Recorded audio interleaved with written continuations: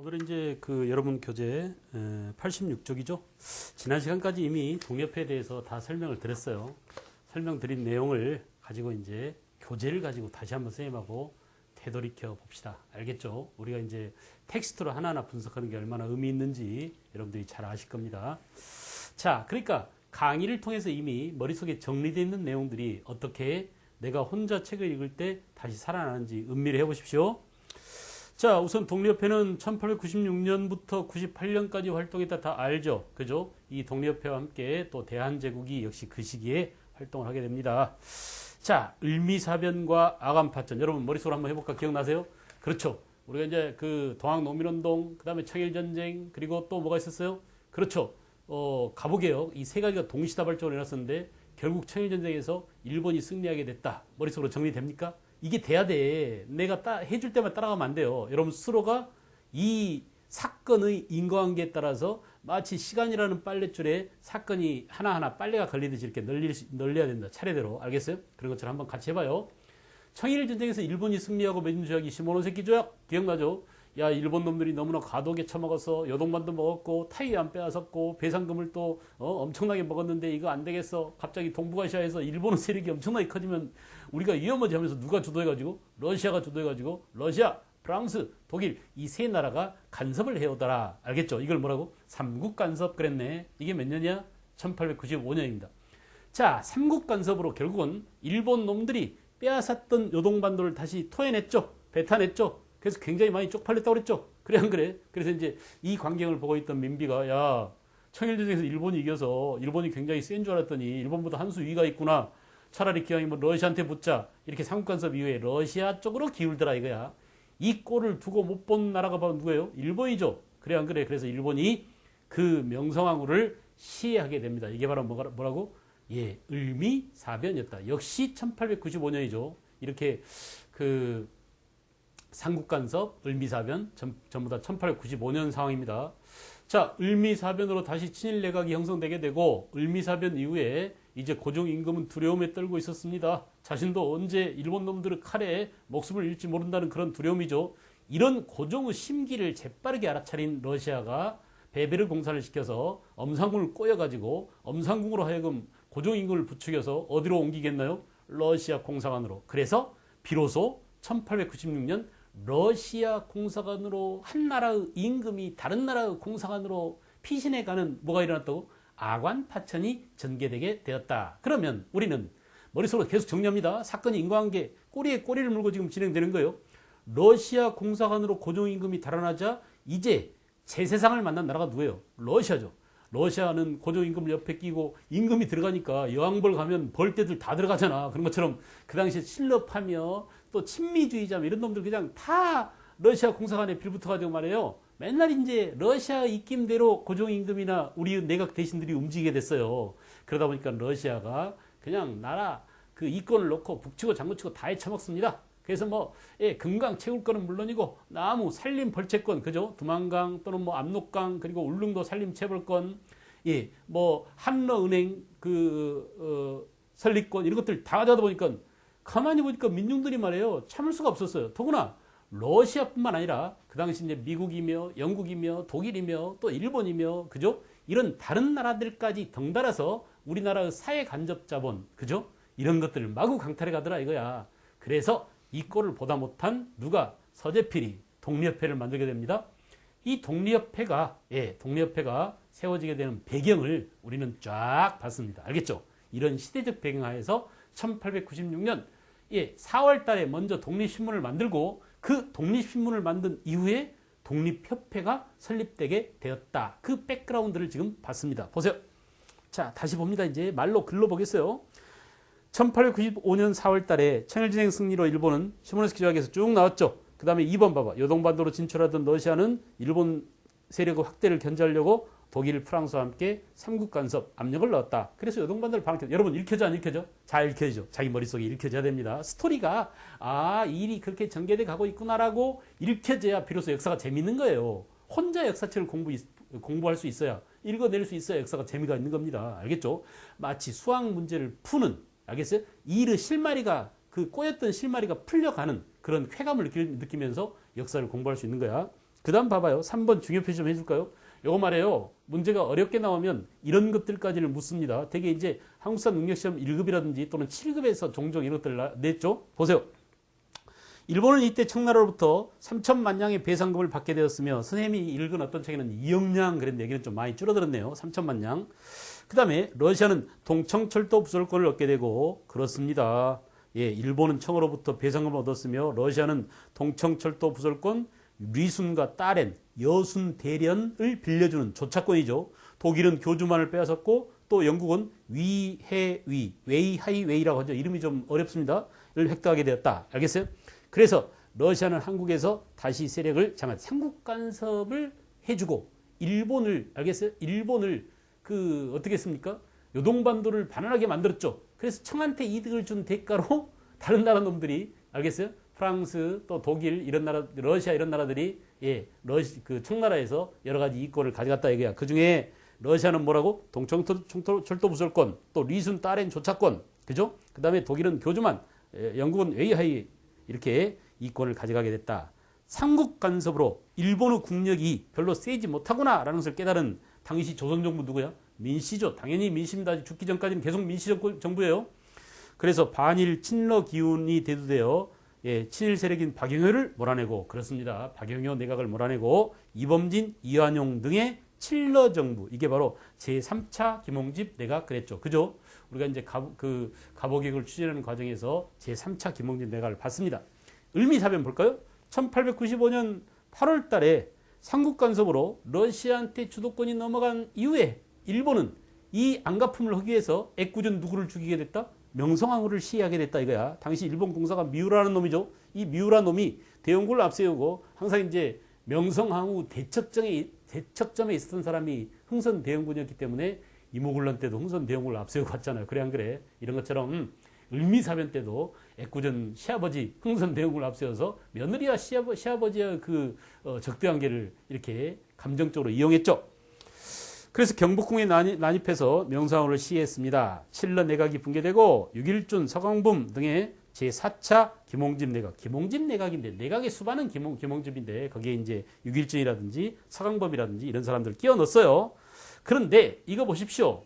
국모가 일본 낭인의 칼에 시해를 당했습니다. 그러니까 우리 백성들이, 우리 국민들이 얼마나 일본에 대해서 반일 감정을 갖게 되겠어요. 그래 안 그래? 그래서 반일 감정이 고조되게 되고, 이 국모를 죽이다니 하면서 말이야, 사람들이 이제 울고불고 난리 났습니다. 그래서, 예, 전국에서 처음으로 뭐야? 임진왜란 이후에 최초로, 임진왜란 이후에 처음으로, 알겠죠? 1592년 외란이 일어나고, 알겠어요? 임진왜란 때 의병이 일어난 이후로 의병이라는 형태의 일반 민중이 적 외놈들을 상대로 다시 봉기를 일으키게 됐다. 무기를 들고 전쟁을 선언하게 됐다. 이게 바로 뭐야? 을미의병이죠. 그래서 그 뒤에 1905년에 을사의병, 1907년에 정미의병, 이렇게 의병이 세 차례나 또 이어져 갑니다. 예, 우리나라는 정말 희한해요. 국가적 위기 때마다 국가가 그걸 막지 못하고 백성들이 일어나서, 국민들이 일어나서 나라의 위기를 건집니다. 우리 이제 얼마 전에도 1997년 김대중 정부 초창기에도 어때요? 김영삼 정부가 외환이 완전히 거덜나가지고 IMF를 맞았죠. 그 IMF 때도 어때? 국민들한테 호소하고 국민들이 자발적으로 안 되겠다. 나라가 진 이 외화에 관한 빚을 우리 국민 스스로 갚아버리자 해가지고 금모으기 운동 했지 않습니까? 선생님도 그 당시 상당히 많은 금을 갖다 바쳤는데, 그러다 보니까 어때? 결국 그런 민중들의 힘이 결국 우리 경제 위기를 돌파하게 만들었습니다. 그죠? 금모기뿐만 아니에요. 이제 우리가 뒤에 가서 또 배우겠지만은 국채보상운동 이런 것도 전부 다 그런 맥락에 있습니다. 나라의 어려움을, 국가적인 위기를 국가 정부나, 알겠어요? 나라에서 관리를 못하고 오히려 백성들이, 민중들이 스스로가 구하는 이런 참 대단한 민족입니다. 우리 민족. 그죠?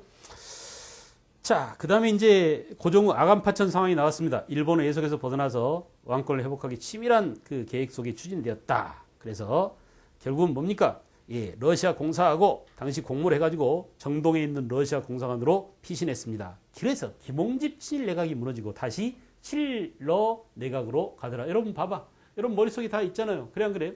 청일전쟁에서 이기고 시모노세키 조약이 체결된 이때만 하더라도 친일 내각 분위기였죠. 그러다가 친일 내각으로 가려고 하다가 결국 삼국간섭으로 칠러 내각, 그 당시 또 을미사변으로 뭐야? 다시 또 친일 내각, 아간파천으로 또 칠러 내각, 이렇게 청일전쟁 이전에는 일본과 청나라 사이에 각축전이 전개됐다면 청일전쟁을 기점으로 해서 그 이후에는 일러 엎어지고 뒤집어지고 일본이 한 번 주도권, 러시아가 한 번 주도권 이렇게 사건에 따라서 우리 조선에 대한 이 외세의 주도권이 늘 뒤바뀐단 말이야.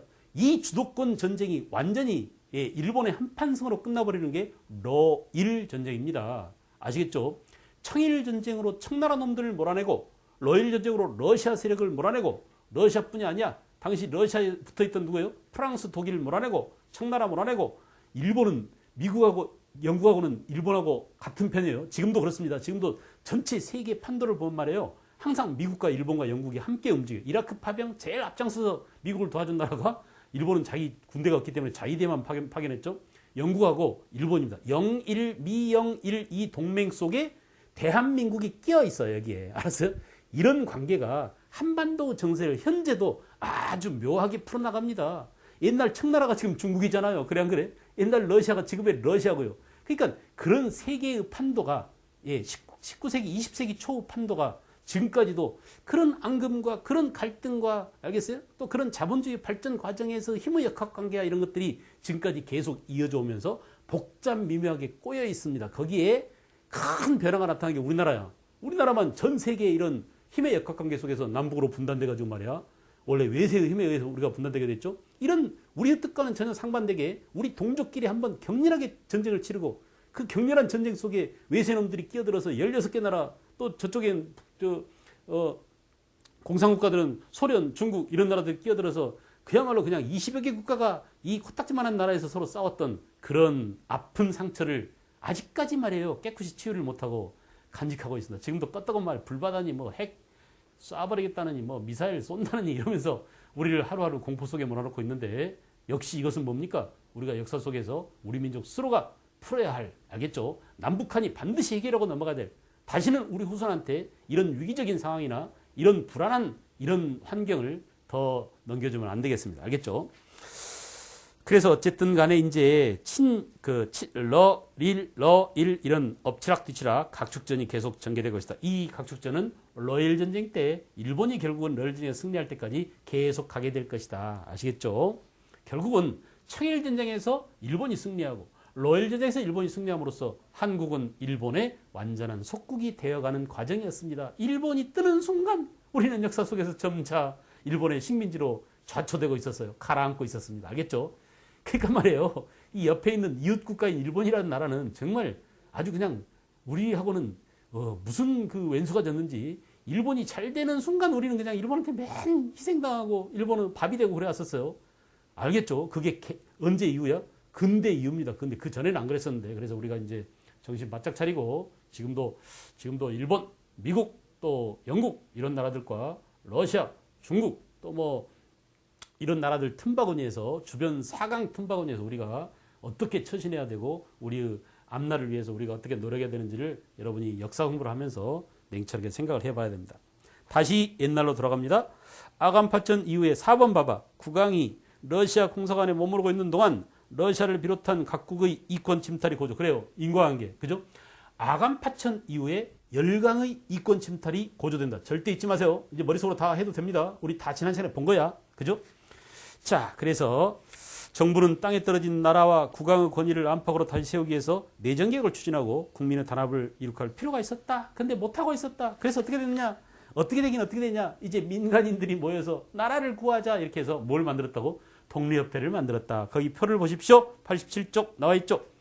독립협회 활동을 4시기로 나눴습니다. 제1기는 창립기 1896년 7월달부터 1897년 8월달까지. 그러니까 독립협회가 창립된 것은 7월달이지만 그 전에 먼저 1890 언제? 6년 4월달에 독립신문이 먼저 만들어지고 나중에 7월달에 독립협회가 먼저 만들었다. 알겠어요? 그러니까 우리들이 생각하기에 독립협회의 기관지가 독립신문 이렇게 생각하면 안 돼. 독립신문이 먼저 뜨고 이 독립신문이 독립협회의 필요성을 제기하고 확산시킨 다음에 비로소 독립협회라는 단체가 나중에 만들어진 거야. 알겠죠?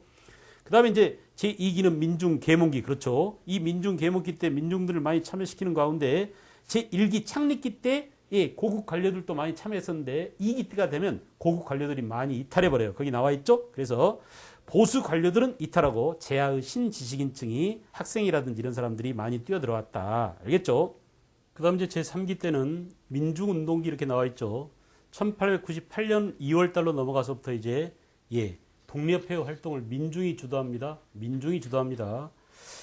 그래서 이때 회장이 이완용, 독립회 회장이 이완용이고 부회장이 윤치호였다는 야, 나라를 팔아먹은 이완용이 독립회 회장이었다니 말이 되냐? 이렇게 생각하지 마세요. 독립회 임원들 중에 나라 팔아먹는데 앞장선 놈들이 한두 놈이 아니었습니다. 알겠어요? 이렇게 뒤에 가면 이제 우리가 뒤에 가면 우리가 이제 사회 진화론을 살펴볼 가능성이 있지만은 사회 진화론에 입각한 애국 계몽 운동이에요. 그러니까 애국 계몽 운동의 한 단면을 보면은 민족주의적인 영향이 민족 해방주의적인 요소가 있지만은 그러나 또 다른 측면을 보면은 그런 제국주의적인 요소가 숨어 있는 거야. 알겠어요? 제국주의 침략을 옹호하거나 제국주의 편을 들 소지가 다분한 사람들입니다. 그러니까 약육강식이나 그죠? 또는 뭐 적자 생존의 법칙을 믿는 사람들이에요. 강자가 돼야 돼. 우리가 지금 약하니까 이렇게 일본한테 당하는 거야. 그러기 위해서는 우리가 일본으로부터 살아남기 위해서는 힘을 길러야 돼. 우리가 힘을 길려면 교육을 해야 돼. 경제를 진흥시켜야 돼. 그런데 너네들 힘 길러서 어떨 건데? 그럼 너네도 힘 길르면 다른 약한 나라 쳐들어가겠네? 그럴지도 모르지. 이럴 수 있는 사람들이야. 그러니 당연히 친일파가 되죠. 알겠죠? 그래서 회장 이완용, 부회장이 윤치호였습니다. 그 다음 제4기는 민중이 이제 적극적으로 투쟁하는 거죠. 왜 민중이 제4기 때 투쟁한다고 그랬어요? 그래요. 한국협회가, 그죠? 고종이 한국협회를 만들고 이 한국협회의 조종을 받아가지고 주로 뭡니까? 그 보부상 조직들이 앞장서서 주로 독립협회를 탄압했죠. 몽둥이 들고 말이지 만민공동회를 습격하고, 알겠어요? 독립협회 본부를 습격하고 이렇게 함으로써 이제 민중이 이렇게 싸움의 단계로, 투쟁의 단계로 접어들게 됐다. 이때는 강경파인 윤치호가 회장을 맡았었고 부회장은 이상재 선생이 맡았습니다. 부회장, 독립협회 부회장 이상재. 이 월남 이상재 선생님은 나중에 또 뭘로 유명합니까? 그렇습니다. 신간회 창립 멤버로도 활동을 하셨죠. 그죠? 잘 기억해 두십시오. 사람 잘 나오니까요. 이상재. 자, 그래서 제1기 창립기 때는 주로 뭐냐? 독립문을 건립하고 독립관을 세워서 이렇게 상징적인 우리 나라가 왜 독립을 해야 되는지 필요성을 이런 독립문이나 독립관을 통해서 상징적으로 보여주기 위한 그런 의미의 활동을 주로 했었다. 제1기라고 했습니다. 독립문, 독립관은 제1기예요. 그 다음에 제2기 민중계몽기는 계몽은 뭐야? 뭘 통해서? 토론회라든지 또는 민중교육을 통해서, 그죠? 토론회, 강연회를 개최해가지고 민중을 계몽시킵니다. 뭘 어떻게 계몽한다고? 그렇습니다. 여러분 애국의식을 가지십시오. 여러분 한 명 한 명이 여러분의 나라를 사랑해야 합니다. 이렇게 애국과 또 하나는 뭐야? 전근대적인 낡은 제도를 타파해야 됩니다. 그리고 봉건적인 악습을 깨고 우리가 근대적인 사회로 가야 됩니다. 이렇게 근대 애국 계몽 사상을 강조하기 시작한 거야. 그러니까 이 한말에 애국 계몽 운동을 가장 먼저 했던 단체가 신민회 이전에 벌써 누구라고요? 이렇게 독립협회도 애국 계몽 운동을 최초로 시작한 단체 가운데 하나다라는 것을 우리가 인식해야 됩니다.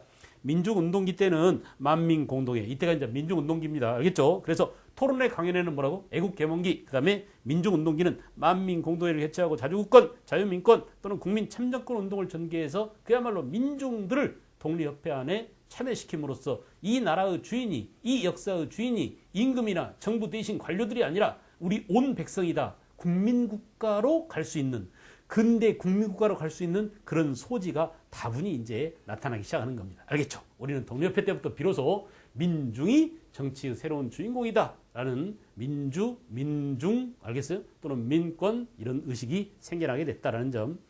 그 다음에 이제 제4기 민중투쟁기 때 만민공동회가 보다 더 발전적으로 관민공동회로 가더라. 이 관민공동회에서 채택한 정부에 대한 건의서가 헌의육조라고 했습니다. 여러분 교재에 표가 잘 나와 있기 때문에 여러분들이 한번 잘 살펴보시죠. 지금 지난 시간에 다 설명한 것들인데 선생님이 이제 텍스트 공부 의미가 뭐냐를 여러분한테 알려드리기 위해서 다시 한번 여러분과 함께 책을 읽어가고 있는 중이에요. 사실은 이건 이제 안 할 거야. 여러분 스스로가 혼자 책을 읽어야 됩니다. 이렇게. 알겠어요?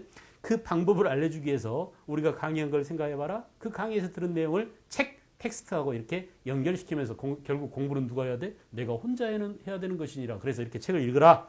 이런 입장에서 한 번씩 해주는 거예요. 자, 독립협회 창립 쭉 나와 있습니다. 지금 위에서 했던 내용들이 쭉 나왔죠?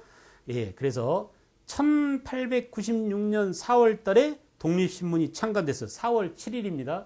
왜 선생님이 기억하냐면 4월 7일이 신문의 날인데 우리나라의 신문의 날은 거의 국민들이 모릅니다. 신문 기자는 알아요. 신문 기자들이 어디 1년 내내 쉬는 날이 없잖아. 일요일이라고 뭐 사건이 안 나고 뭐 공휴일이라고 뭐 사건이 안 일어납니까? 기자들은 쉴 날이 없습니다. 근데 유일하게 신문의 날 하루 쉬어요. 많이. 알겠어요? 기념품도 주고. 그죠? 그 신문의 날이 독립신문을 창간한 것을 기념하기 위해서 독립신문 창간일인 4월 7일로 삼았어요. 알겠죠? 그래서 먼저 독립신문이 창간되고 나중에 7월 달에 독립협회가 창립되었다. 처음에는 뭐라고? 관료나 또는 누구요? 예, 지식인들이 많이 참여했었는데 나중에는 이제 보수 관료층은 이의가 되면 이탈한다고 그랬습니다. 오른쪽에 말이에요. 독립문 건립 그 독립문 사진이 있습니다. 준공 직후의 독립문 모습 그 모습이죠. 옛날 청나라 사신을 맞이하던 영은문을 헐어버리고 4대의 상징인 영은문을 헐어버리고 그 자리에 예, 독립문을 세웠는데 지금 현재 있는 그 서대문 독립문의 위치는 예, 원래 있던 자리에서 예, 좀 떨어진 곳으로 이전해서 복원한 것이다. 이렇게 나와 있죠. 그 다음에 이제 국민 계몽운동의 전개, 그렇죠? 제2기 때, 1기 때 독립문이 세워지고 2기 때 국민을 계몽하기 위한 줄 그어보세요. 독립협회의 기관지 뭐라고? 대조선 독립협회 회부를 간행하고 토론회를 열고 그럼 몇 기라고? 2기 때의 일이다. 2기 때. 알겠죠? 그 다음에 열강의 이권 획득을 반대하고 의회 설립운동과 민권신장과 개혁내각 수립 등 당면한 정치사회 현안 이런 것들을 예, 모조리 주장하고 있었다. 알겠어요? 언제? 예, 제2기 때 토론회에서. 그 다음에 이제 자주 국권운동의 전개 보십시오. 1898년 2월 달에 고종호 항공 후에 예, 러시아는 러시아 군사교관에게 왕궁 호위 부대를 예, 지휘하게 하였고 고종 임금이 어디로 항공했어요? 덕숭으로 항공했죠. 그 덕숭을 누가 지켰다고? 러시아 군사교관이 왕궁 호위 부대를 지휘하게 했다 이거야.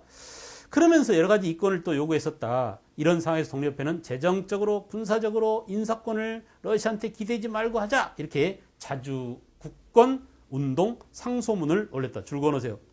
구국운동 상소문을 올렸다. 알겠죠? 그 다음에 민권운동, 민권보장운동은 전개 그랬습니다. 이 민권보장운동도 역시 마찬가지로 2번 보세요. 독립협회는 법률과 재판에 의한 신체의 자유권과 재산권의 보호 그리고 언론 출판 집회 결사의 자유. 근데 알겠어요? 근데 민주주의의 가장 중요한 기초가 언론입니다. 미국의 유명한 제퍼슨은 신문 없는 정부보다는 정부 없는 신문을 택하겠다라고 언론의 자유가 민주주의를 실현하는데 얼마나 중요한지를 아주 극단적으로 표현한 말이 바로 이 제퍼슨의 표현이죠. 그래 안 그래? 우리는 정부 없는 신문보다는 신문 없는 정부보다는 차라리 정부가 없더라도 신문을 택하겠다. 그만큼 민주주의를 하려면 언론의 자유가 중요하다. 그런데 지금 우리나라는 MBC, KBS, 알겠어요? 중앙일보, 조선일보, 동아일보 이 언론들이 말이에요. 바른 말을 제대로 못해. 권력 앞에 무릎을 꿇고 권력의 눈치를 보면서 백성과 민중의 편을 들지 않고 권력의 아부하고 검찰의 눈치를 보고 일을 하면은 민주주의 못합니다. 그래서 우리의 민주주의는 위기에 봉착해 있습니다. 아시겠죠? 그래서 이제 막 촛불 들고 나갔는데 촛불도 다 짓밟잖아요. 옛날 명박산성인가? 기억나세요? 여러분 어려서 안 했나? 자, 그 다음에 관민공동회. 이게 아까 제 4기라고 그랬죠. 관민공동회. 이 관민공동회에서 헌의 6조가 건의되게 됐다. 알겠어요? 헌의 6조를 결의하여 국왕의 재가를 받게 했다. 여러분 헌의 6조를 건의했는데 임금이 알아서 들어줄게라고 도장 찍었다 이거야. 그걸 뭐라고요? 헌의 6조를 결의하여 국왕의 재가를 받았다. 이때 이제 그 독립협회가 예, 임금님의 재가를 받은 그 내용이 뭘까요? 봅시다. 1조. 외국인에게 아부하지 말고 관민이 협력하여 전제 황권을 공고히 할 것 동그라미 합니다. 전제 황권을 공고히 하자 그랬어요. 그러므로 전제 황권을 공고히 하자 그랬지. 입헌 군주제라든지 알겠죠? 공화제라든지 이런 것들은 아직도 그 먼 얘기입니다. 알겠어요? 전제 황권을 공고히 하자. 알겠죠? 두 번째. 외국과 이권에 관한 계약과 조약은 각 대신과 중천 의장이 합동 날인하여 시행할 것. 그죠? 외국하고 이권에 관한 계약과 조약을 체결할 때는 대신놈들이 혼자 알아서 하지 말고 여러 사람들의 의견을 따를 것. 알겠죠? 그래서 나라의 이권을 함부로 외국한테 날로 팔아먹지 말아라. 이런 얘기입니다. 3조. 국가재정은 탁지부에서 중요 표시하세요. 국가재정은 탁지부에서 모두 관리하고 예산 결산을 국민에게 공표할 것. 여러분 봐봐. 옛날 갑신년매 때는 국가 재정을 어디로? 호조로 단일화하자라고 했습니다. 기억나세요? 그죠? 갑오개혁 때도 국가 재정을 탁지아문으로, 알겠죠? 여기도 마찬가지야. 예, 헌의육조에서 국가 재정을 탁집으로 일원화하자. 또 예산과 결산을, 세금을 내는 국민한테 예산 결산을 공표하자. 이렇게 말했어요. 중대범죄를 공판하되 피고 인권을 존중할 것, 시민과는 정부의 그 뜻을 물어서 과반수가 동의하면 임명할 것, 정해진 규정을 실행할 것, 이런 내용들이 있었고요. 알겠죠? 기타 이제 의회 설립운동 중요 표시합니다. 자, 이렇게 관민공동회뿐만 아니라 의회 설립, 우리도 외국 화원을 모방해서 국민의 대표기관을 만들자, 대의제기구를 만들자. 그게 바로 의회 아닙니까? 그래서 중추원은 갑오개혁 때 내각의 자문기관으로 만들어졌었는데 이 중추원을 어떻게 하자고? 중추원을 의회처럼 만들자. 그래서 박정양 내각과 협상해서 중추원 관제 반포를 하기에 이르렀다 이겁니다. 알겠나요? 의회 설립운동의 일환으로. 자, 이 관제 반포의 관제에 따르면은 중추원은 정부에서 추천하는 의원 25명, 그 다음에 독립협회가 추천하는 민선 의원 25명. 그러면 이 중추원 관제의 의원들은 총 몇 명인가? 50명이죠. 그 중에 뭐라고? 황제가 임명한 25명은 관선 의관이니까 정부가 추천했다는 얘기는 결국 황제가 심었다는 얘기 아니에요? 그죠? 나머지 25명은 누가요? 독립협회가 민간인 가운데 선출한 사람을 올려보냈다 이거야. 그러니까 이것도 가만히 보면 말이에요. 외국의 상원, 하원처럼 하원은 민선, 알겠어요? 또 상원은 관선, 이런 식으로 25명 이렇게 해가지고 50명으로 중추원 관제를 만들자. 외국의 의회처럼 우리도 의회를 만들자라고 해서 고종임금이 도장 찍었습니다. 그 다음에 권한은 법률과 칙령의 제정 및 개정 폐지. 이거 이제 그 의회가 하는, 알겠죠? 고유한 일이죠. 입법권을 갖고 있잖아요, 의회가. 그래서 법률을 만들고 칙령을 제정하고 개정하고, 그 다음에 의정부가 국왕에 건의하는 사항이라든지 칙령을 받아 의정부가 의논할 사항이라든지 이렇게 입법부의 일을 의회처럼 중추원에서 하자. 알겠어요? 그 다음에 국민의 건의사항 이런 것들을 심사하고 결정하는 권한을 누가 갖는다? 중추원 관제에서 갖는다라고 했습니다. 그 다음에 개혁의 실패해 봅시다. 독립협회와 박정양 내각이 내정개혁을 추진하자 수급파 관료들은 고종에게 독립협회가 박정양을 대통령으로 뽑아서 왕정 대신에 공화정을 하려고 미국처럼 대통령을 뽑으려고 합니다. 앞으로 고종임금을 몰아낼 것입니다. 이 당시는 이미 1897년에 고종임금이 황제 자리에 올라 있었죠. 그래 안 그래? 그래서 아까 전제 황권을 공고한다 이런 말이 나왔잖아요. 황제인 자신을 몰아내고 미국의 대통령처럼 우리도 박정양을 대통령으로 옹립할 것이다 라고 이렇게 누가요? 보수 수구파들이 임금 옆에서 막 속닥 그래서 임금님 저 독립협회를 내버려두면 좀 이따가 저놈들이 분명히 대통령 뽑자고 달려들 것이며 그러다가는 임금님이 자리를 잃을 것입니다. 프랑스에서는 프랑스 혁명이 일어나가지고 민중들이 들고 일어나서 바스티유 감옥을 함락시키고 왕비와 프랑스 왕 루이 14세 그 루이 16세 목을 단두대에서 잘랐답니다. 이렇게 하면서 말이야 고종임금을 위협하고 협박을 합니다. 그러니까 고종임금이 돌아버린 거야. 아이 저 자식들이 말이야 나하고 처음에 잘해버리더니 무슨 짓거리야 하면서 이 보수파가 꼬임에 넘어가지고 이제 그 다음에 어때요? 독립협회를 탄압하기 시작하죠. 독립협회를 탄압하기 위해서 고종 황제의 명을 받아서 만든 단체가 황국협회야. 알겠죠? 그래서 위협을 느낀 고종은 독립협회를 해산시키고 해산 명령을 내렸죠. 박정양 내각 대신에 수구파 중심 내각을 세워서 친정체제를 강화했다. 보수 반동으로 가는 겁니다. 서울 시민들은 만민공동회를 열어서 독립협회 부활, 개혁파 내각 수립, 의회식 중추원 설치. 알겠죠? 고종임금이 해준다고 했는데 왜 안 하냐 이거야. 우리도 중추원 관제를 만들자 이런 얘기예요. 등을 요구하는 투쟁을 격렬하게 벌였다. 아까 몇 기라고 이게? 제4기입니다. 독립협회 제4기 민중투쟁기죠. 고종은 황국협회와 군대까지 동원해서 관민공동회를 강제로 해산시키고 독립협회와 만민공동회 지도자를 체포해서 독립협회가 추진했던 개혁은 사실상 폼만 잡았지 이루어지지 못했다. 고종임금이 헌의육조에 도장 찍어놓고 또 중추원 관제 반포에 도장 찍어놓고 서명 날인해놓고 실행하지 않았다. 오케이. 그 다음에 이제 독립협회 활동의 의의가 있습니다. 자주국권, 민족주의 사상의 발로죠. 자유민권, 민주주의죠. 자강개혁, 근대화상입니다. 알겠어요? 그래서 이 세 가지가 독립협회의 주요 사상이라는 것을 꼭 알아두십시오. 자주국권. 결국 이 자주국권이란 뭐야? 대외적으로 자주적인 정신을 갖는다. 이런 얘기죠. 그러니까 우리가 지금 열강의 침략을 받는 상황에서 자칫 잘못하면 일본은 식민지로 전락하게 되겠는데 알겠어요? 그런 상태에서 우리 민족의 주권을 보호하자라고 하는 것은 다른 말로 뭐라고? 민족주의라는 말로 바꿔 쓸 수도 있는 그런 표현이에요. 알겠죠? 자주국권. 그 다음에 자유민권은 뭐냐? 자유민권은 민주주의입니다. 우리가 국민이 나라의 주인이니까, 알겠어요? 그 주인된 자가 주인된 권리를 자유롭게 행사할 수 있도록 언론의 자유, 출판, 집회, 결사의 자유, 알겠죠? 또는 재산권의 자유, 생명의 자유, 이런 자유를, 알겠어요? 나라의 주인인 백성이 스스로 자유를 쟁취하자라고 하는 게 바로 뭐야? 민주주의 아닙니까? 민주주의. 그래 안 그래? 그죠? 그리고 이제 자강개혁입니다. 자강개혁. 그래서 자강개혁은 우리도 근대화를 이루자. 알겠어요? 경제적으로, 그죠? 경제적으로 또는 뭐 군사적으로, 알겠죠? 군사적으로 산업시설을 일으키고 군대나 병력을 강화시켜서 우리도 근대 강한 나라를 만들자. 이게 독립협회의 중요한 3대 사상입니다. 독립협회의 3대 사상이다 이거야. 알겠죠? 그런데 3대 사상을 지금 왜 강조하냐?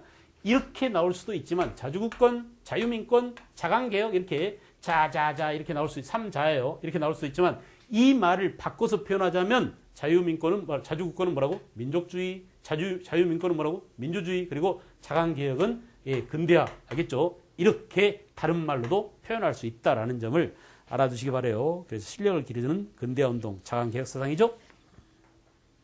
그 다음에 이제 그 다음 페이지 표를 보면은 어떤 것들이 민족주의적인 자주국권의 운동에 해당되고 어떤 것들이 자유민권운동인 민주주의 운동에 해당되고 또 어떤 것들이 실력을 향상하기 위한 자강개혁에 해당되는 것인지가 쫙 나와 있어요. 그죠? 그래서 러시아의 저령도 조차 요구를 저지하고 이건 뭐예요?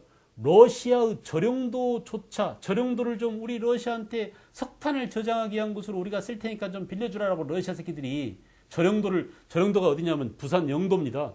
지금은 이제 그 부산 영도에 다리가 이렇게 낮아가지고 영도가 섬이 아니지만 옛날에 어때요? 다리가 영도다리 해가지고 들어 올려졌다 붙였다 이렇게 했죠. 그래서 끊어진 그 다리가 설치되기 이전의 영도를 절영도라고 그러는 거예요. 알았어요? 부산 영도입니다. 그것을 러시아 놈들이 욕심을, 지금도 러시아가 상당히 욕심내는 게 부산 항구예요. 그래서 러시아 사람들이 부산에 굉장히 많이 옵니다. 배가 오기가 좋잖아요. 그죠? 그 블라디보스토크 항을 출발해서 동해바다를 지나서 부산항에 오면은 러시아로서는 환상적인 곳이야. 날씨 따뜻하죠, 물가 싸죠, 먹을 거 많죠. 그래 안 그래? 그래서 지금도 그 부산에는 러시아 사람들이 러시아와 거래가 굉장히 활발하고 있다고 그래요. 일본은 석탄고 기지를 반환케 함. 그러니까 외세의 간섭을 떨쳐버리자. 이게 민족주의죠. 자주국권을 반영하는 것이죠. 그죠? 일본이건 러시아건 만민 공동회를 열어서 러시아 군사 교련단과 재정 검단을 철수시킴. 전부 다 뭡니까? 대외적으로 우리 민족의 자주성을 형성하자. 이게 자주국권이고, 자유민권은 뭐냐? 국민 개개인의 신체의 자유, 생명의 자유, 재산의 자유, 알겠죠? 이런 것들에 대한 권리를 자유민권이라고 그래요. 그래서 국민의 신체와 재산권 보호운동, 언론과 집회의 자유권 쟁취운동 이런 것들이고요. 그 다음에 자강개혁은 우리 스스로가 강해지려면 근대적인 것들을 갖춰야 돼. 먼저 근대적인 의회를 만들자. 의회 설립운동, 또 보수파 내각 퇴진, 개혁 내각 수립, 관민 공동회를 개최해서 헌의육조 내용 자체가 근대적인 개혁안들 아닙니까? 그 다음에 관선 의원 25명, 민선 의원 25명 이렇게 해서 중추원 관제를 반포하고 우리도 의회를 설립하자. 이런 것들이 전부 다 자강개혁운동의 일환으로 전개되었다라는 점 됐습니까?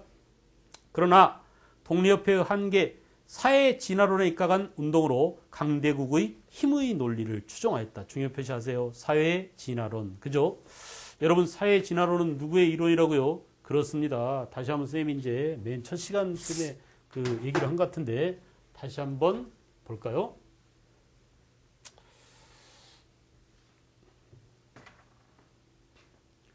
우리가 이제 다윈의 진화론, 다윈은 생물학적 진화론을 얘기했어요. 그래 안 그래? 그래서 이 다윈이 생물학적 진화론에서 밝힌 내용은 뭡니까? 적자 생존의 법칙이죠. 그죠? 적자 생존, 적응하는 자가 살아남는다 이거야. 그죠? 또는 뭐야? 약육 강식.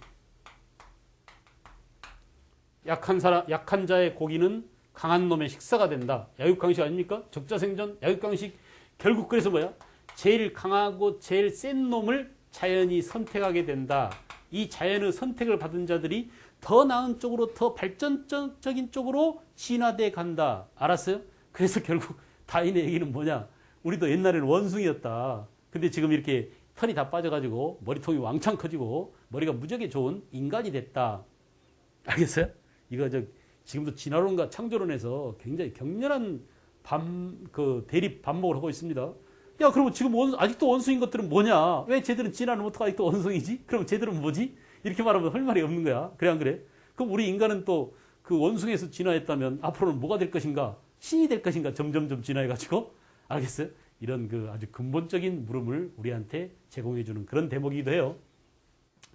자, 어쨌든 다윈의 생물학적 진화론은 19세기에 굉장히 중요한 센세이셔널한 충격을 줬습니다. 굉장히 충격파를 줬어요. 그래, 그동안 말이에요. 그동안 기독교적인 것에 매몰돼서 서구적인 가치라고 하는 게 중세 1000년 동안 기독교에 완전히 빠져있던 그런 것들 아닙니까? 근데 이제 근대에 들어와가지고, 예, 과학의 발달, 이성의 발달, 그죠? 또 뭐, 영국의 경험론, 또 뭐, 독일의 관념론, 알겠어요? 대륙의 합리론, 이런 근대 사상들이 발전해서 결국 뭐냐? 생물학적으로는 드디어 종우기원이나 다윈의 진화론까지 왔단 말이야. 또는 맨델의 유전의 법칙까지 왔단 말이에요. 그러니까, 야, 결국 진화론을 들어보니까 인간은 점점점 발전해가는 관계네?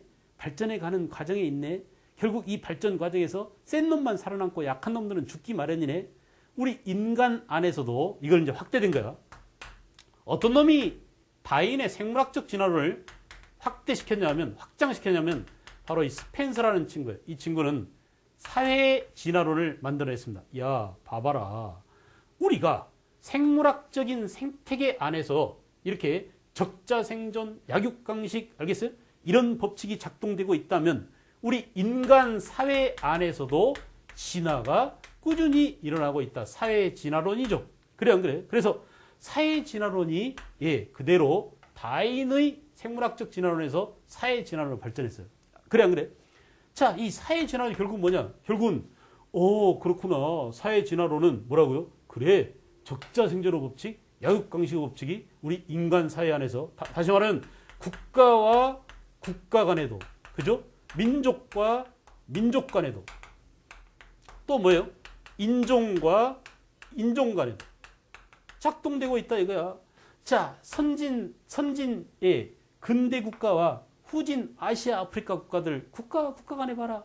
어떤 놈은 우등하고 어떤 놈은 열등하다 이거야. 우등한 놈이 열등한 놈을 먹는 것은 당연하다. 그러니까 센 국가가 약한 국가를, 센 게르만 민족이 약한 유태인을, 알겠어요? 센 일본 놈이 약한 조선족을, 그죠?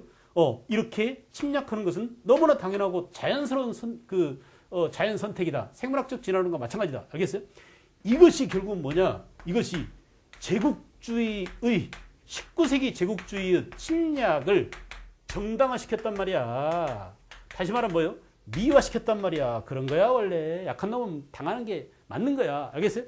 그래서 우리의 독립협회를 만들고 독립협회를 지지하고 독립협회를 주도한 그들도 뭐야? 말은 좋아서 애국 계몽 운동이지만 그 계몽의 내용이 야 봐라 이런 거야. 그러니 너네들도 뭐가 되자? 강자가 되자. 알겠죠?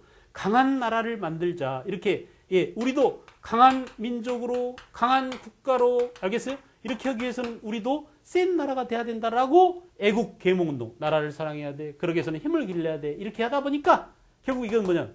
너네도 그러면 힘 세지면 딴 나라 쳐들어가니 당연하지. 이게 법칙인데, 이게 자연 질서인데 이렇게 하면서 뭐라고요? 19세기 제국주의를 미화하는, 침략을 미화하는. 그러다 보니까 어때? 아까 제가 잠깐 말씀드렸지만 바로 이놈들이 그대로 일본 놈들 편을 들고 일본의 사고를 그대로 이어받고, 그래서 야, 센 일본이 조선을 쳐들어와서 조선을 더 잘 살게 만들어주고 철도 놔주고, 알겠어요? 전기불도 들어오게 해주고 공장도 많이 세우게 해주고 광산도 많이 만들었으니까 일본한테 고맙다고 해 라고 하면서 강한 일본의 편을 든 새끼들이 바로 누구야? 친일파 놈들 아닙니까? 알겠어요?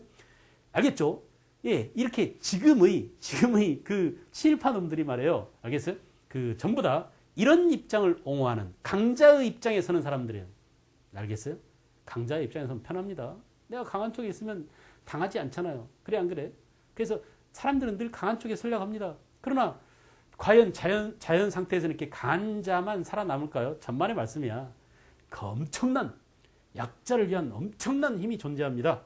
예수님은 저는 이제 그 기독교 극렬한 기독교도나 그런 건 아닙니다. 오히려 사실은 선생님은 그 결혼을 성당에서 했습니다. 저희 집사람이 이제 캐톨릭이어가지고 결혼을 하려면 성당을 안 다닐 수가 없어서 성당을 다녔어요. 결혼을 하기 위한 수단으로서 성당을 다녔는데 결국 이제 결혼식만 끝내고 그 다음에 성당을 좀 안 나가지고 많이 찍히기도 하고 좀 죄스럽기도 안 나가다 보니까 그래서 성당에서는 냉담한다고 그러는데 지금 상당히 오랜 기간 동안 성당을 못 나가고 있는데 마음속으로는 그러지 않아요. 마음속으로는 저는 예수님을 스승으로 섬기고 있습니다. 그러니까 예수님을 무조건 믿는다기보다는 예수께서는 나의 스승이야.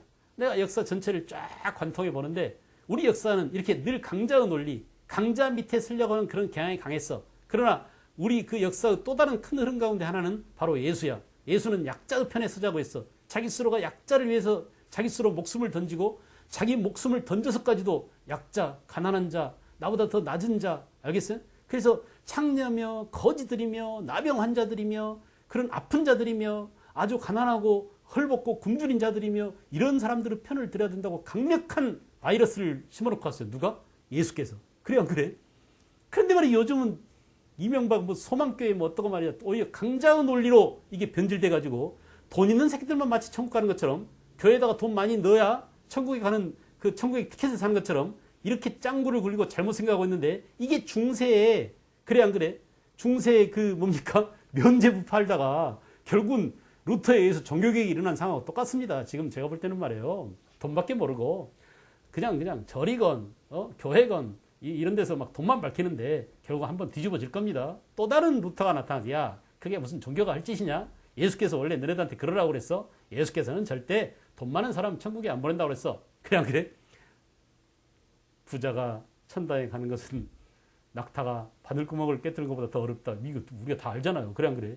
알면서도 실천 안 합니다. 그리고 그냥 부자 되기 위해서 온갖 죄악을 다 저지르고 그런 다음에 일요일날 교회 가가지고 돈 좀 내놓고 그 죄가 다 땜방이 될까? 천만의 말씀이에요. 절대 우리 스승 예수께서는 그렇게 살라고 하지 않았어요. 이게 지금 무슨 시간이야? 한국 근현대사 시간에? 지금 무슨 그 교회 설교하는 것처럼 이렇게 돼버렸는데 결코 교회를 까자거나 그런 얘기는 아닙니다. 종교가 종교로서 순수한 그런 면을 가질 때 역사를 전체를 보면 강자의 논리가 있지만은 이 강자에 맞서는 약자를 위한 그런 논리도 있는데 특히 그 약자의 편에 선 사람이 그 사람이 바로 누구냐면 예수님이고 공자님이고 석가모니 부처님이고 알겠어요? 마호메트고 알겠죠? 전 그런 분들을 종교의 신으로서 신앙의 대상으로서 맹목적으로 믿기보다는 그들이 하신 말씀, 그들의 가르침, 그들이 우리한테 전한 메시지 이런 것들이 굉장히 중요합니다. 내가 왜 그렇게 실천 못하지? 내가 알면서도 왜 그렇게 실천 못하지? 억울하고 가난한 사람을 도와라 했으면 도와야지. 알고 있으면서 배웠으면서 왜 실천 안 하고 말이야. 맨 돈밖에 모르고 돈과 섹스가 만연한 이런 세상 아닙니까 지금이? 그래 안 그래? 이것 빼면 말이 사람들이 어떤 감각적인 쾌락이라든지 돈밖에 모르는 그런 세상이 돼버렸어요. 자신은 안 그러겠다고 누구나 다 그러겠지만 사실은 우리가 냉철히 가슴에 손을 얹고 한번 생각을 해봐야 될 겁니다. 특히 교육이라고 하는 것들이 이런 것들을 정화시켜주는 그런 역할을 해야 됩니다. 알겠어요?